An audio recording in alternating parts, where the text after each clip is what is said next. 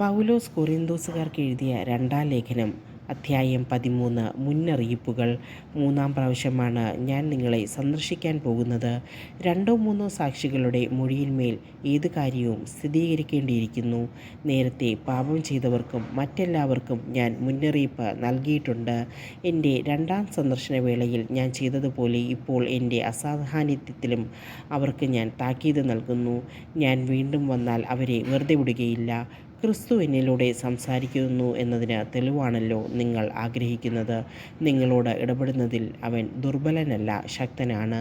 അവൻ ബലഹീനതയിൽ ക്രൂശിക്കപ്പെട്ടു, എന്നാൽ ദൈവത്തിൻ്റെ ശക്തിയാൽ ജീവിക്കുന്നു. ക്രിസ്തുവിൽ ഞങ്ങളും ബലഹീനരാണ്. എന്നാൽ നിങ്ങളോട് പെരുമാറുമ്പോഴാകട്ടെ ഞങ്ങൾ അവനോടുകൂടെ ദൈവത്തിൻ്റെ ശക്തി കൊണ്ട് ജീവിക്കും. നിങ്ങൾ നിങ്ങളുടെ വിശ്വാസത്തിൽ നിലനിൽക്കുന്നുണ്ടോ എന്ന് പരിശോധിക്കുവിൻ. നിങ്ങളെ തന്നെ പരീക്ഷിച്ചറിയുവിൻ.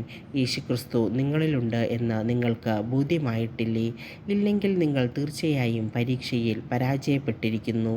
ഞങ്ങൾ പരാജയപ്പെട്ടിട്ടില്ലെന്ന് നിങ്ങൾ ഗ്രഹിക്കുമെന്ന് ഞാൻ പ്രതീക്ഷിക്കുന്നു. എന്നാൽ നിങ്ങൾ തിന്മ പ്രവർത്തിക്കരുതേ എന്നാണ് ദൈവത്തോടുള്ള ഞങ്ങളുടെ പ്രാർത്ഥന. ഞങ്ങൾ പരീക്ഷയിൽ വിജയിച്ചവരായി കാണപ്പെടണമെന്നില്ല. ഞങ്ങൾ പരാജിതരായി കാണപ്പെട്ടാലും നിങ്ങൾ നന്മ പ്രവർത്തിക്കണം. സത്യത്തിനു വേണ്ടിയല്ലാതെ സത്യത്തിനെതിരായി ഒന്നും ചെയ്യുക ഞങ്ങൾക്ക് സാധ്യമല്ല.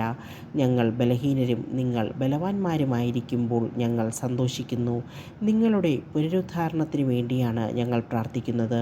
ഞാൻ വരുമ്പോൾ കാർക്കശ്യത്തോടെ അധികാരം പ്രയോഗിക്കാതിരിക്കേണ്ടതിന് നിങ്ങളിൽ നിന്ന് അകലെയായിരിക്കുമ്പോൾ ഇതെഴുതുന്നു. കർത്താവ് എന്നെ അധികാരപ്പെടുത്തിയിരിക്കുന്നത് നിങ്ങളെ വളർത്തിയെടുക്കാനാണ്, നശിപ്പിക്കാനല്ല. അഭിവാദനങ്ങൾ. അവസാനമായി സഹോദരരെ, സന്തോഷിക്കുവിൻ, നിങ്ങളെ തന്നെ നവീകരിക്കുവിൻ, എൻ്റെ ആഹ്വാനം സ്വീകരിക്കുവിൻ, ഏകമനസ്കരായിരിക്കുവിൻ, സമാധാനത്തിൽ ജീവിക്കുവിൻ. സ്നേഹത്തിൻ്റെയും ശാന്തിയുടെയും ദൈവം നിങ്ങളോടുകൂടെ ഉണ്ടായിരിക്കും. വിശുദ്ധ ചുംബനം കൊണ്ട് അന്യോന്യം അഭിവാദനം ചെയ്യുവിൻ. വിശുദ്ധരെല്ലാവരും നിങ്ങളെ അഭിവാദനം ചെയ്യുന്നു.